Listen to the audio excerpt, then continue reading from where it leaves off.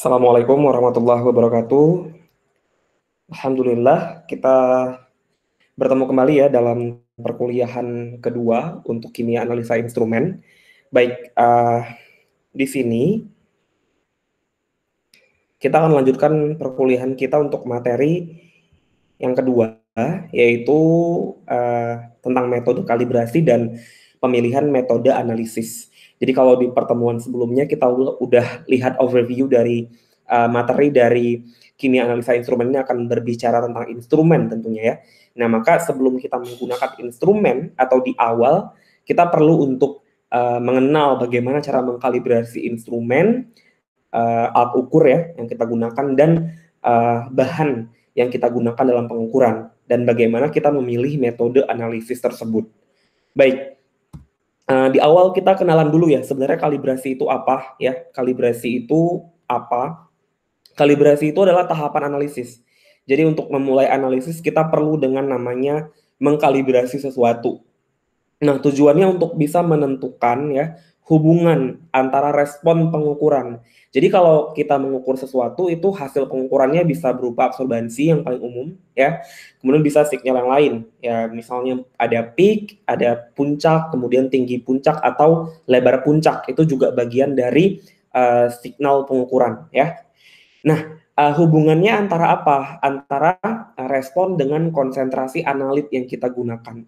Jadi konsentrasi analit yang kita gunakan tentunya kita sudah menstandarisasi ya dengan bahan kimia standar namanya. Jadi kalau konsentrasinya lebih besar, bagaimana absorbansinya, lebih kecil, bagaimana absorbansinya. Nah, itulah disebut dengan kalibrasi ya. Jadi kita melihat kecenderungannya, hubungannya apa. Oke. Kemudian semua metode analisis itu membutuhkan metode kalibrasi. Ini penting ya untuk dicamkan bahwa dia semuanya butuh metode kalibrasi. Ya. Di sini contoh umumnya ya pada awal-awal muncul metode instrumen itu yaitu tentunya yang paling umum sampai hari ini yaitu metode colorimetry. Color kata kuncinya. Jadi dia berdasarkan pada perubahan warna. Jadi perubahan warna bisa juga dilihatnya dari warna. Jadi absorbansi itu tergantung dari warna. Nah, karena bergantung nanti dari panjang gelombang. Kita akan belajar di spektrofotometri UV vis dan lain-lain nanti ya. Kemudian bisa juga dengan gravimetri. Nah, gravimetri ini berkaitan sama massa kan? Ya, sama massa. Jadi bisa massa pengendapan atau juga massa yang lainnya. Nah, itu proses kalorimetri dengan kolorimetri dan gravimetri. Jadi ini ingat ya, beda dengan kalorimetri. Kalau kalorimetri itu kalor yang diukur. Ini warnanya, color, oke? Kemudian di sini kita perlu tahu bahwa jenis-jenis metode kalibrasi itu ada macam-macam. Tapi secara garis besar kita akan belajar dua saja, yaitu dengan menggunakan perbandingan standar. Ini hanya review karena kita udah sering belajar ini. Kemudian external standard calibration. Nah, ini yang akan kita banyak pelajari karena memang most of analisis dalam spektrofotometer nanti ataupun dalam instrumen lain kita banyak menggunakan metode external standard calibration. Oke? Kemudian ada ADC standar, juga ada juga internal standar. Tentu ini kebalikan dari external standard calibration. Nah, kita lihat dulu yang pertama di sini untuk perbandingan langsung. Jadi ini termasuk jenis dari metode yang mana? Perbandingan dengan standar, yaitu ada dua, ada perbandingan langsung, ada juga titrasi. Oke, kita lihat yang pertama direct comparison. Jadi untuk perbandingan langsung aja kita bisa bandingkan sifat dari analit ya, atau dari produk hasil reaksi yang kita gunakan atau yang kita ukur dengan standar yang kita pakai. Contoh, misalnya pada awal mula adanya metode colorimeter ya, warna yang dihasilkan dari reaksi kimia itu dibandingkan dengan warna standar. Jadi misalnya nih ada reaksi antara Fe3+ dengan SCN-. Nah, warnanya ini kalau mereka sudah bereaksi itu terbentuknya zat, namanya zat kompleks ya. FeSCN itu 2+. Jadi ini nanti ditambah sama oke, ini hasilnya memang. Jadi dari hasil ini warnanya adalah orange ya. Jadi nanti atau kuning kecoklatan, sama kuning kecoklatan. Nah, nanti dari warna ini kita bisa amati kalau sudah terbentuk warna orange atau kuning kecoklatan, berarti itu zat FeSCN2+ sudah terbentuk gitu. Nah, kemudian dibandingin sama warna standar. Standarnya apa? Ya, standar itu adalah FeSCN2+ itu. Ya, SCN 2+.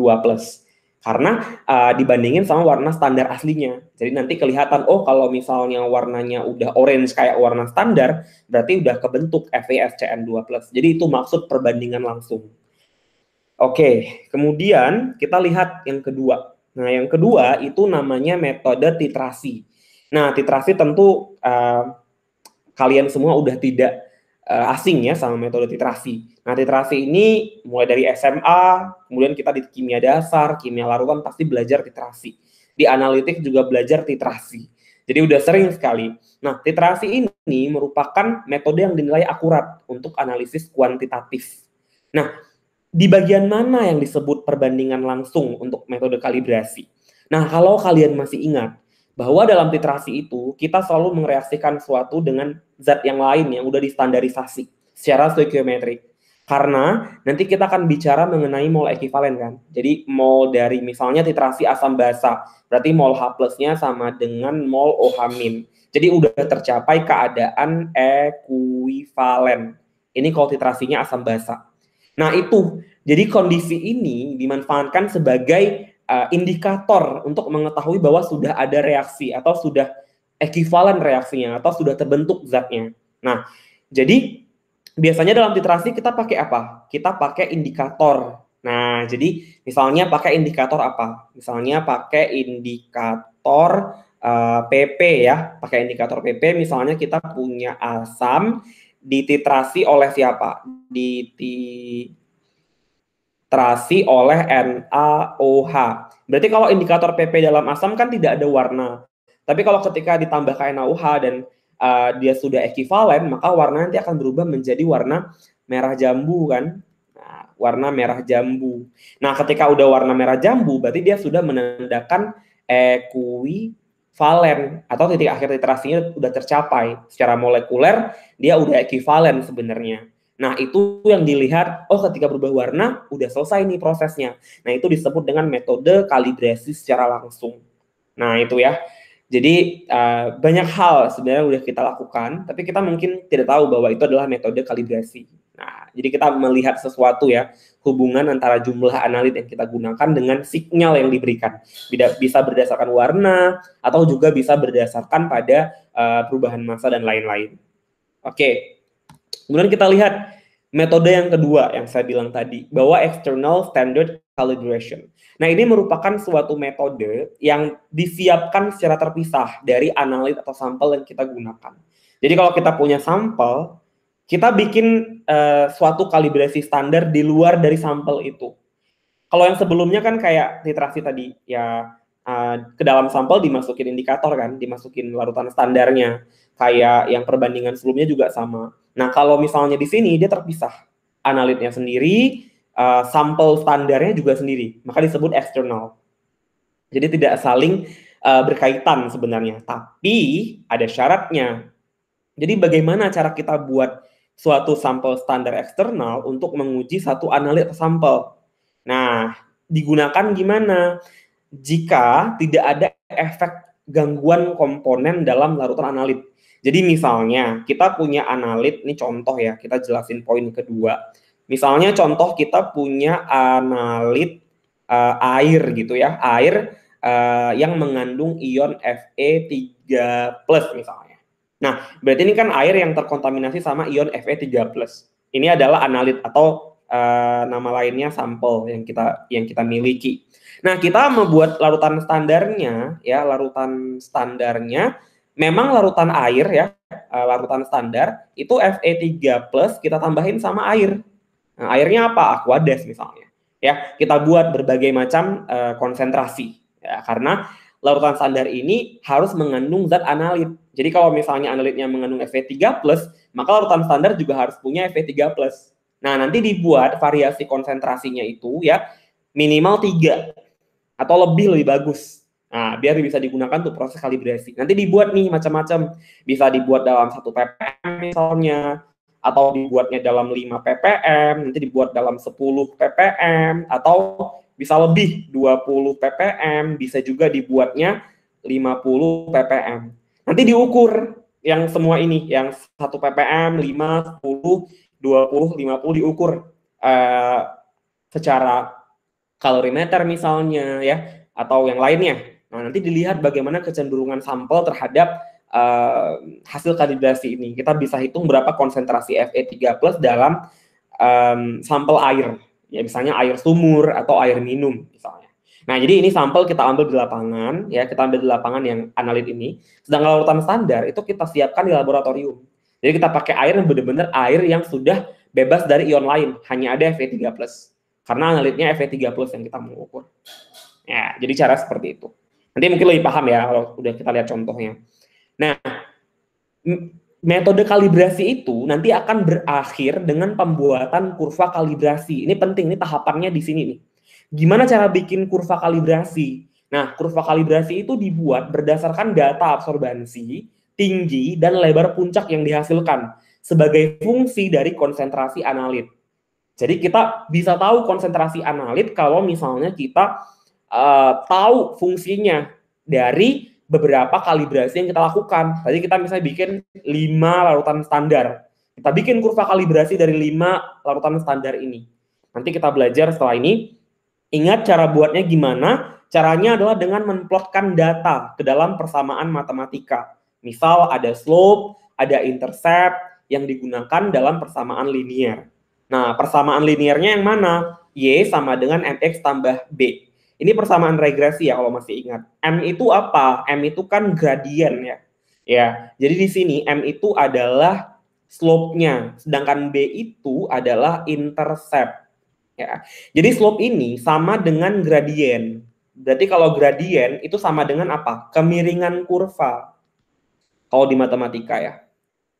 Kemiringan kurva ya, kemiringannya berapa itu disebut dengan gradien atau slope-nya. Nah, sekarang kita coba lihat contohnya ya.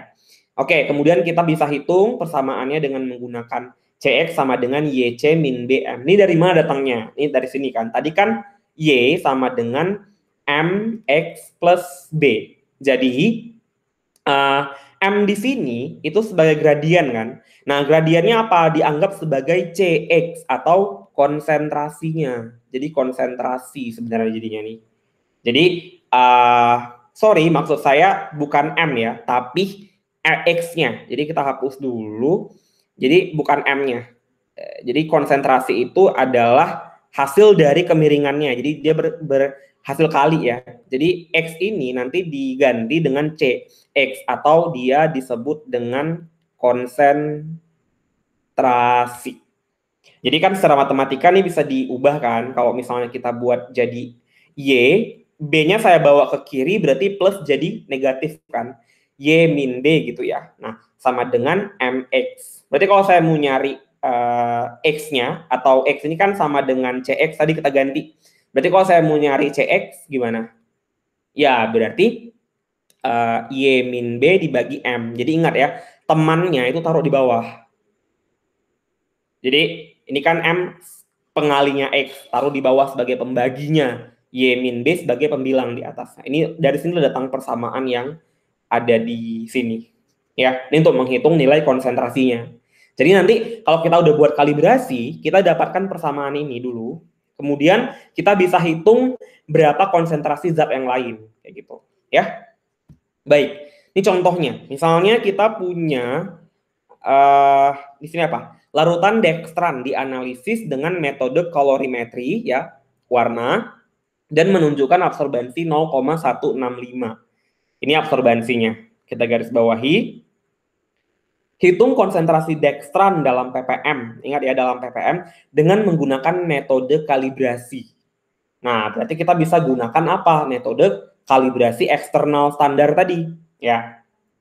Yang pertama, langkah pertama kita harus buat dulu larutan standarnya. Jadi yang pertama kita bikin larutan standar dari dextran.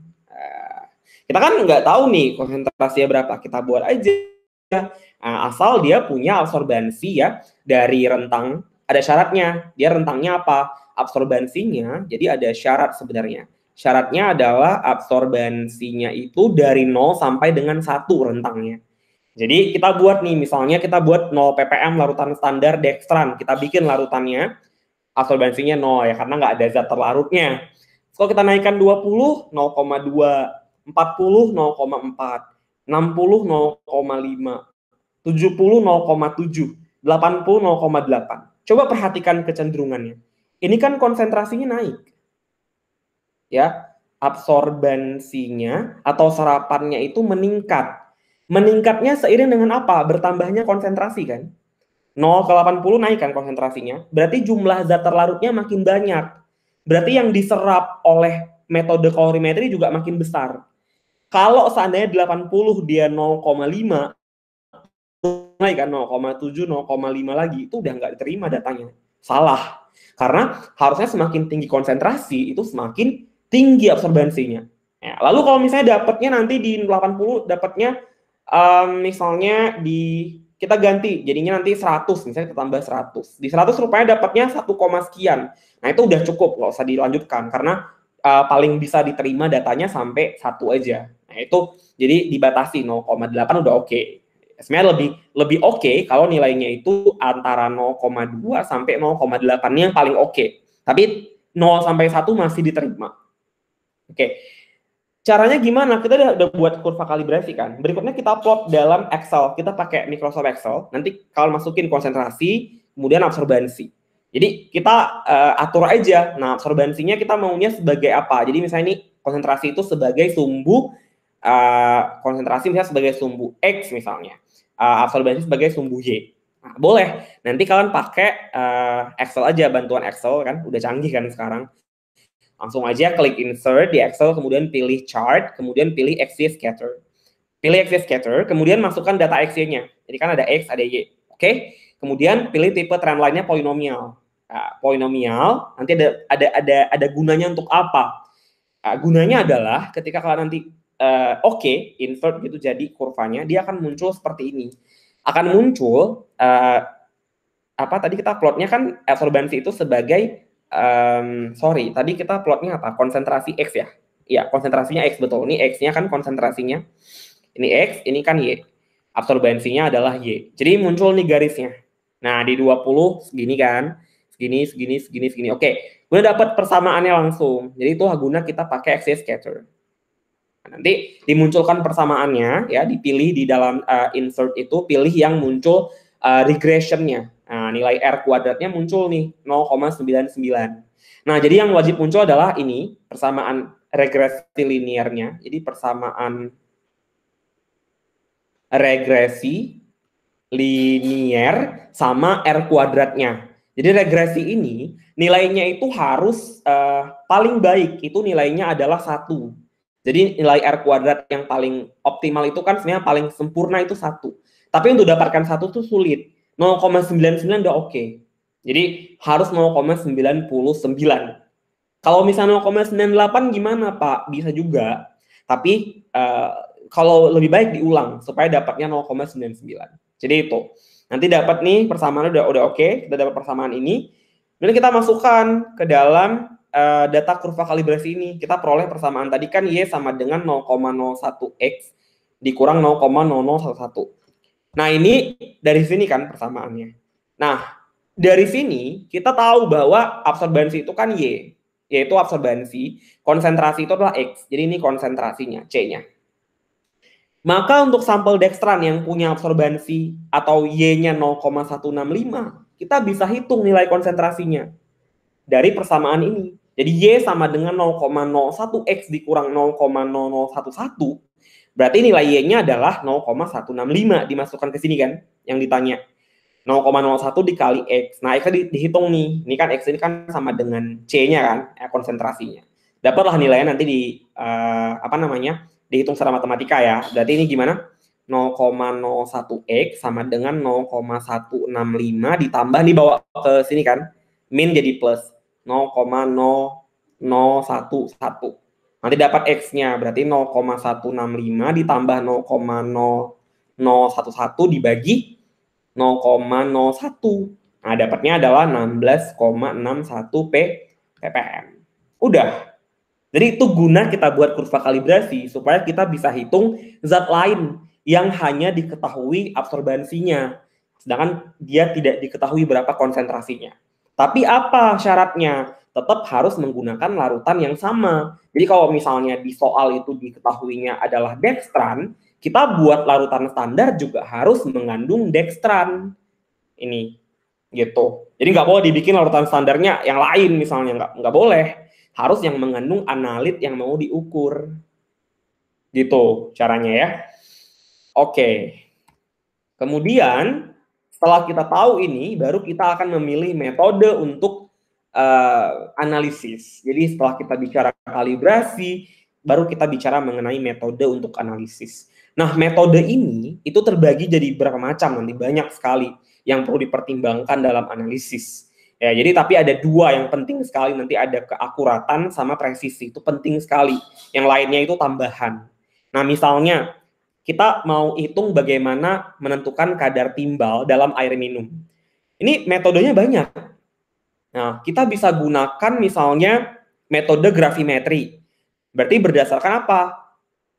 Berdasarkan massa atau endapan yang dihasilkan. Misalnya nanti PB direaksikan sama suatu senyawa, kemudian massa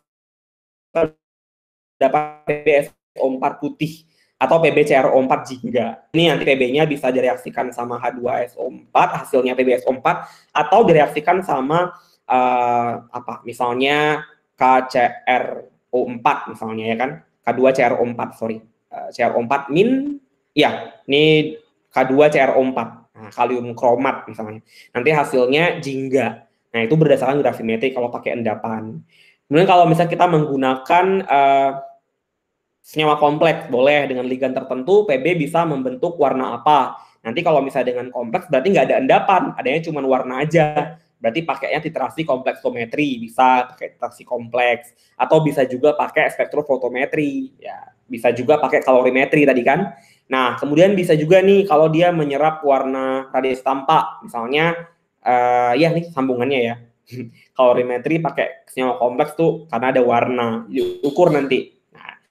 Tergantung ya. Atau bisa juga pakai apa? Pemanasan. Ya, kemudian kita mau lihat ada atom apa.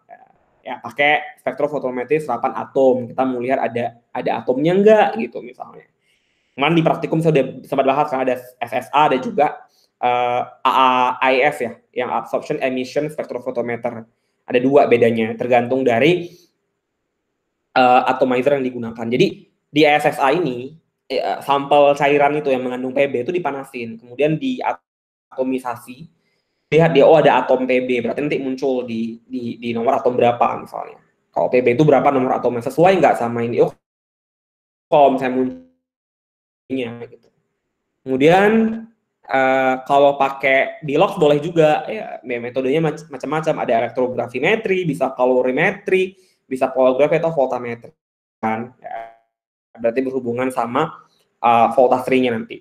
Oke, dari semua kemungkinan-kemungkinan ini, kita harus memilih kira-kira mana metode yang paling presisi, yang mana metode yang paling akurat, atau keakuratannya paling tinggi, atau presisinya juga paling tinggi dari kelima kemungkinan ini. Ya kita boleh pilih. Nah, jadi misalnya kita pilih salah satu gitu kan, silahkan kita uji keakuratannya. Atau kalau kita kurang yakin, kita bisa ambil 3 kemungkinan ini. Kita uji yang mana paling akurat. Nanti gitu yang kita ambil sebagai metode yang terbaik. Nah, jadi tetap dalam analisis itu nggak sekali kerjanya. Dia ada beberapa kali pengulangan untuk melihat bagaimana apa ya istilahnya presisinya, keakuratannya dengan pengukuran gitu. Oke, kemudian kita bisa lihat yang pertama itu adalah prinsipnya akurasi. Ini penting. Akurasi itu bagaimana kita membandingkan hasil pengukuran kita dengan hasil yang diharapkan atau nilai sesungguhnya. Ya, jadi hasil mengukur kita gimana? Hasil yang sebenarnya nilai sesungguhnya berapa? Nanti kita bisa hitung kesalahan relatif kita berapa dengan cara mengurangi hasil pengukuran kita dengan hasil yang diharapkan atau ini sesuai dengan teori sebenarnya. Nah, oke. Ini juga ya sama di bawah dibagi sama hasil secara teorinya dikali 100%. ada kan kita belajar ini di psikometri tentang persen rendemen, itu mirip, tapi ini bedanya di sini kita mengukur sesuatu, kita kurangkan dengan teori dibagi sama hasil teorinya. Nah, ini didapat persen kesalahan relatif kita berapa nanti. Kan relatif kesalahannya bisa karena human kita yang melakukan, bisa juga karena instrumen yang kita gunakan, atau metode analisis yang kita pilih. Jadi banyak sekali kemungkinan kenapa tidak akurat gitu. Oke, ada berapa kemungkinan nih. Jadi di sini bisa berapa kriteria. Bisa jadi akurasinya tinggi kalau nilai RE-nya itu lebih kecil atau sama dengan 1%. Ini udah oke sekali nih perhitungan seperti ini. Ya bagus berarti. Kemudian juga di antara 1% sampai 5% itu akurasinya sedang. Tapi kalau lebih besar daripada 5% itu akurasinya rendah sekali. Jadi ternyata toleransinya hanya 95%. Jadi apa ya istilahnya, berarti 95% hasil diperoleh itu sudah paling minimal sekali keakuratannya, karena akurasinya masih rendah kalau dia persen kesalahannya adalah 5%. Oke. Kemudian kita lihat yang kedua itu presisi. Nah, presisi ini adalah ukuran ketervariasian. Jadi ini ibaratnya kayak apa ya? Perbedaan-perbedaan yang dihasilkan itu variasinya gimana? Ya, jadi variasinya itu bisa jadi banyak, bisa jadi sedikit. Jadi rentangnya bisa kecil, bisa rentangnya lebar. Di sini kita punya dua contoh, yang A sama yang B. Ini sama-sama hasil dari pengukuran kadar kalium dalam serum darah dengan menggunakan spektrofotometri serapan atom atau AAS atau SSA, sama ya. Oke. Ternyata di dalam bagian yang A itu hasil pengukurannya berkisar di antara 5,9 sampai 6,1 aja. Jadi datanya cuma di sini nih. Numpuknya di sini, jadi lebih terkonsentrasi di sini. Sedangkan di yang B itu bisa di 5,8 sampai 6,3. Jadi lebih lebar kan. Nah, yang lebih lebar ini cenderung lebih tidak akurat. Jadi makanya yang lebih terkonsentrasi di satu titik itu lebih akurat dibanding yang B. Karena lebih lebar, lebih banyak titik-titik pengukurannya. Nah, maka kesimpulannya kita bisa sebut bahwa bagan A ini, hasil pengukuran pada kolom A ini lebih akurat dibanding pada poin B ini. Nah, justru kita memilih condongnya ke yang A aja kalau untuk pengukuran. Dibanding ini kita nggak terima. Nah, tapi sebenarnya kita juga belum tentu bisa menyimpulkan bahwa metode B ini, A ini lebih akurat, walaupun dia lebih presisi. Karena apa? Kalau akurat, kita harus lihat lagi dari persen kesalahan relatifnya. Jadi kalau pengukurannya justru kesalahan relatifnya sangat tinggi, ya berarti nggak akurat juga, walaupun presisinya tinggi. Jadi memang harus dua-duanya oke. Akuratnya tinggi, presisinya juga harus tinggi. Nah, itu baru disebut pengukuran yang baik. Nah, itu ya. Kemudian kita lihat kepekaan ini secara garis besar saya jelasin, karena kita tidak fokus ke sini nanti. Nah, kalau kepekaan ini ya berarti bicara mengenai bagaimana kemampuan metode yang kita pilih itu bisa membedakan dua sampel yang berbeda. Jadi gini, kalau ada jumlah zat, misalnya kita punya zat yang konsentrasinya bisa kita bilang 50 ppm sama 100 ppm. Misalnya di sini absorbansi yang muncul itu 0,101. Di 100 kan 2 kali lipatnya ya perbedaannya. Tapi munculnya 0,11 gitu misalnya. Atau 19 misalnya. Kan nggak jauh beda ya. Ini kepekaannya kurang oke.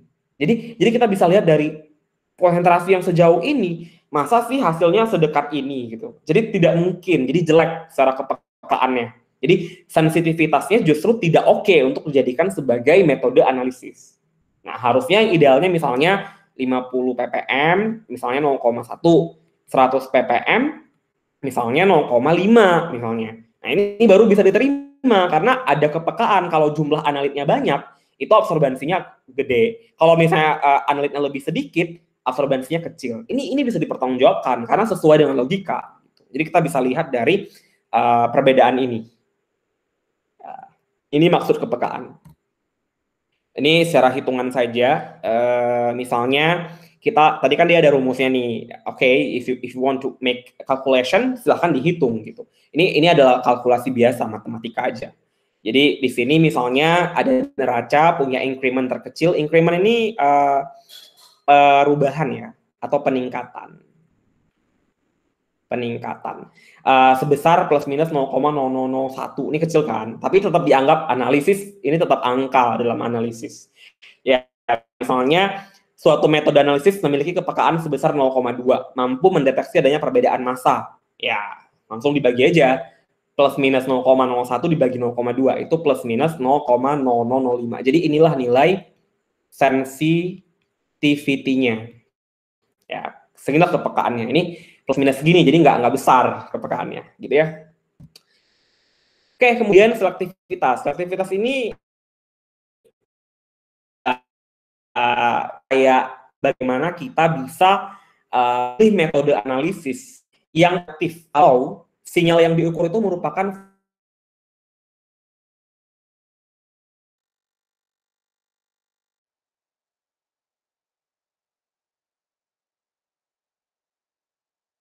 dalam sampel. Ini mirip sih kayak sensitivitas kan misalnya. Zat motor itu ikut keukur, ikut ukur dalam, artinya metode itu lebih selektif memilih analis yang ingin kita ukur dibanding mengukur pengotornya. Nah, itu disebut dengan selektivitas. Oke. Kemudian di sini sebentar ya.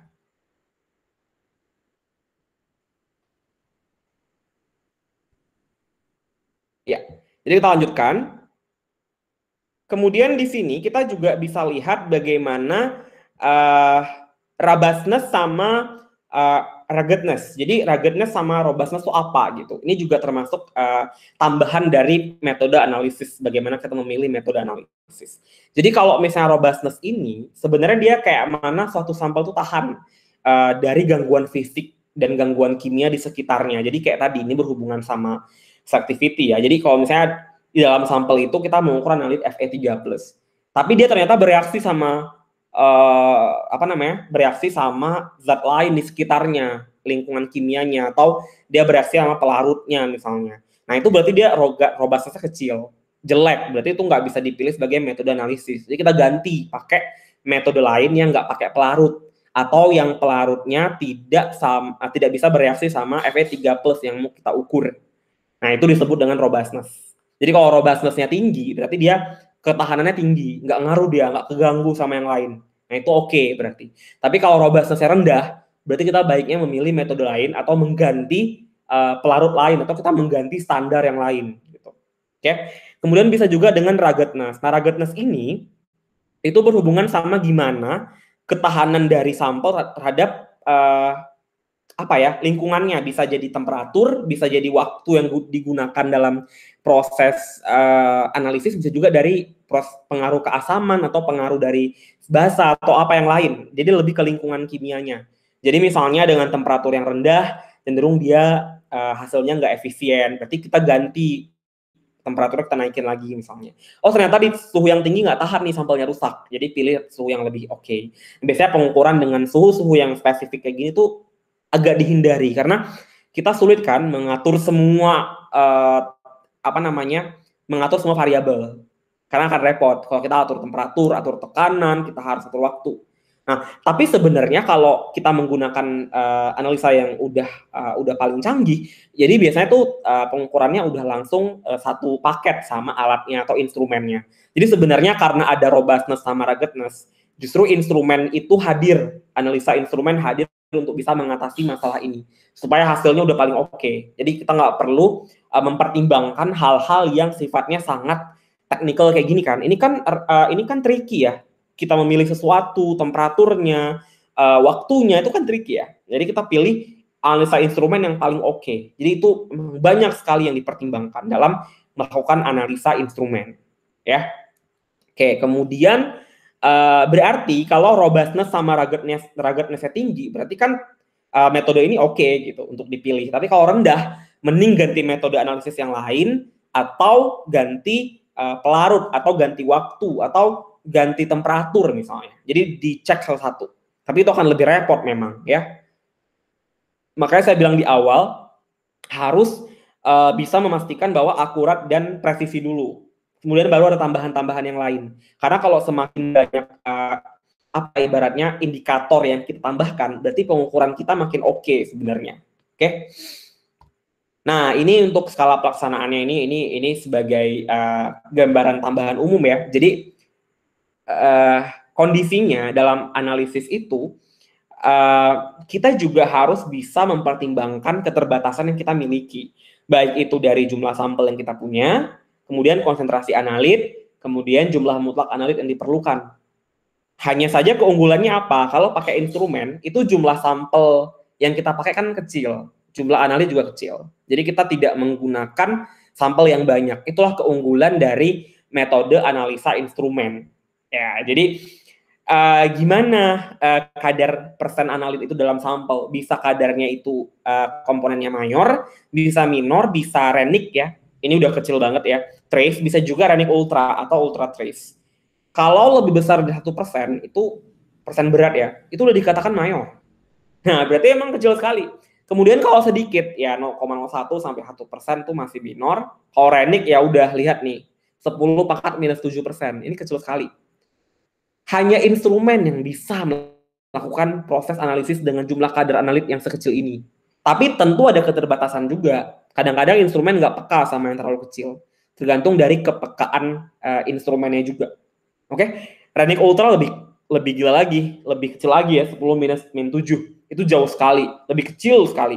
Jadi ini tidak semua instrumen juga mampu. Masih ada keterbatasan. Nanti kita bisa lihat beberapa kriteria dari instrumen, nanti kita pelajari di pertemuan-pertemuan berikutnya ya. Nanti di sini juga bisa analisis itu bisa digolongkan berdasarkan sampel yang kita pakai. Jadi kalau kita perlu sampelnya banyak, itu namanya analisis makro. Ternyata banyaknya juga lebih dari 0,1 gram. Ini masih kecil ya. Coba ditimbang 0,1 gram itu kecil sekali. Kemudian kalau rentangnya meso juga ada mikro ya. Ini mikro tuh sering nih, kalau mikro kita biasanya pakainya di DNA banyak tuh di biokimia ya. Ultra mikro juga iya. Jadi ini pakai pipet mikro biasanya analisisnya. Jadi dia ukurannya udah mikro. Kecil sekali memang. Oke. Kemudian tadi kita udah belajar ya, kalibrasi ini kan tambahan. Tapi ini penting, bagaimana kita mengkalibrasi alat, instrumen yang kita pakai, cara kerja, dan standar yang kita gunakan. Nah, untuk bisa mengukur satu metode analisis. Maaf, untuk mengukur sampel dengan metode analisis yang kita pilih. Yang terakhir, kita standarisasi. Ini juga penting dipertimbangkan. Ini bukan yang paling terakhir dilakukan ya, tapi ini pertimbangannya. Bagaimana kita menstandarisasi suatu bahan standar yang kita gunakan. Jadi kenapa bahan itu dikatakan bahan standar? Karena udah distandarisasi dulu. Ya, jadi distandarisasi pakai apa? Ya, jadi bisa dalam bentuk reaksi dengan zat kimia lain atau bisa juga dengan temperatur, bagaimana dengan pengaruh sifat fisik yang lain. Nanti hasil dari standarisasi ini bisa diplot sebagai kurva kalibrasi dan kurva baku. Jadi antara kalibrasi dan standarisasi itu adalah satu hal yang saling berkaitan. Yang saya jelasin tadi, misalnya kayak di awal saya udah jelasin kan gimana saat proses kalibrasi tadi terjadi. Ini misalnya, ketika ada konsentrasi yang makin besar, ya secara standarnya kita harus lebih besar karena absorbansinya. Tapi kalau nanti hasilnya justru ini turun 0,5 atau 4 gitu misalnya, kok sama 80 sama 40? Nggak oke kan, nggak standar berarti. Harus diulang lagi larutan standarnya. Dibuat pada konsentrasi lain atau diulang pengukurannya. Itu yang disebut dengan proses standarisasi yang akhirnya menghasilkan suatu kurva kalibrasi. Itu tadi yang saya jelaskan, ya. Kemudian kalau sudah paham, nanti diskusinya. Jadi ketika kalian nonton video ini, di setiap rentang waktu tertentu kalian punya pertanyaan, saya sarankan langsung aja ketik di kolom komentar ya di Google Classroom supaya bisa langsung nanya dan nggak lupa. Jadi saya akan langsung balas di sana. Kemudian, nah ini tugas ya. Tugasnya adalah, ini contohnya kalian tinggal buat latihan untuk menggunakan Microsoft Excel untuk menggunakan proses kalibrasi. Datanya ada nih, konsentrasi glukosa dari proses serum darah di kalorimetri. Ada nilainya dari 0. Ini untuk larutan standar ya. Ini larutan standarnya nih. Ini larutan standar yang digunakan untuk bikin kurva kalibrasi pakai ini kan. Datanya ini. Kemudian kalian plot nanti ke Excel, kalian jadiin satu kurva. lihat nilai dari gambar kurvanya dulu di Excel ya, kemudian dimasukkan persamaan linearnya berapa yang muncul, kalian tulis aja. Slope-nya yang mana, intercept-nya yang mana, tunjukkan. Kemudian, nah ada sampel lain glukosa, ada absorbansinya ternyata dari pengukuran 0,35. Disuruh hitung berapa konsentrasi glukosa. Ini caranya sama ya kayak tadi ngitung dextran pakai kurva kalibrasi.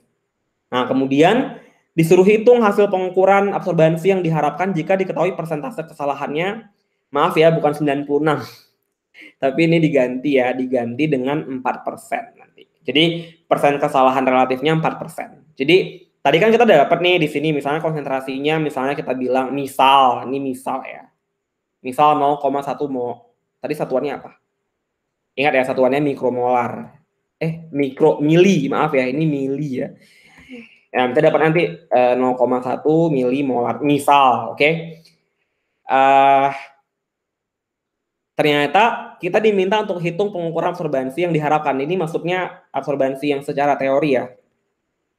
Nah, berapa kalau persentase kesalahan relatifnya 4%. Ini lihat di slide sebelumnya ada saya jelaskan tentang ini. Nanti bisa kalian dapat berapa nilai dari absorbansi secara teoritisnya. Maaf ya, ini bukan absorbansi. Harusnya kita ganti sama konsentrasi, oke? Kan yang kita hitung tadi konsentrasinya, bukan absorbansinya. Ini kan nomor B kan kita hitung konsentrasi. Jadi diganti ya, ini pengukuran konsentrasi, kemudian persen kesalahan relatifnya adalah 4%. Nanti ini soalnya saya upload kembali ya di dalam Google Classroom untuk tugasnya, saya perbaiki dulu. Tapi yang udah lihat ini sesuai dengan yang saya bilang, ini absorbansi diganti konsentrasi, persen kesalahannya diganti 4%. Jadi gitu ya. Baik, saya rasa itu saja untuk pertemuan kali ini. Ya, jadi kita sudah membahas banyak, dari awal kita bahas bagaimana proses kalibrasi. Yang paling penting kalian bisa mengetahui proses yang ini ya, external standard calibration. Karena saya akan nanti di praktikum kita akan banyak menggunakan ini. Jadi pelajari gimana kalibrasi tadi saya gunakan untuk dextran. Kemudian latihan kalian itu dengan menggunakan soal yang tadi tugas. Kemudian metode analisis ini penting, gimana kalian mengetahui bagaimana disebut dengan akurat itu apa, kemudian presisi itu bagaimana, kepekaannya bagaimana. Nah, itu yang paling penting untuk dilihat di sini ya. Kemudian mengenai standarisasi dan kalibrasi juga adalah hal yang saling berkaitan dan sangat penting untuk melakukan analisis dengan instrumental dan bagaimana kita bisa memilih metode yang paling efektif. Nah, jadi gitu ya. Untuk pertemuan kali ini, saya harapkan kita bisa berdiskusi banyak di Google Classroom. Terima kasih atas perhatiannya dan semoga kalian bisa paham dan lebih baik lagi ya. Terima kasih. Assalamualaikum warahmatullahi wabarakatuh.